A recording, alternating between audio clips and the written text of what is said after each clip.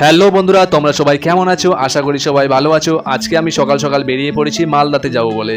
আমি আর বাবা দুজনেই মালদাতে যাচ্ছি। আর এখন আমরা বাসে বসে আছি পাকুয়ার বাস স্ট্যান্ডে। আর দেখো কিছুক্ষণ পরেই কিন্তু আমাদের বাসটি পাকুয়ার থেকে ছেড়ে দিল মালদা যাওয়ার উদ্দেশ্যে। তোমাদের মধ্যে অনেকেই বলছে যে আমার মিনি ব্লগগুলো তোমাদের অনেকটা ভালো লাগছে, তাই জন্য কিন্তু আমি এই ভিডিওগুলো বানাচ্ছি। আর এখানে দেখো এই পুচকু ছেলেটি আমার দিকে বারবার দেখছে আর হাসছে, আর কিছু বলতে গেলে সে কিন্তু লুকিয়ে যাচ্ছে। জাস্ট মজা লাগছিল কিন্তু। যাই হোক, আমাদের বাস কিন্তু ধীরে ধীরে এগিয়ে যাচ্ছে মালদার দিকে।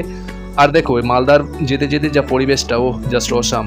আর আমি লক্ষ্য করেছি মালদা যেতে যেতে বাসে কিন্তু অনেকটা ভিড় হয়ে যায়। আর দেখো দেখতে দেখতে কিন্তু আমরা মালদাতে পৌঁছে গেলাম।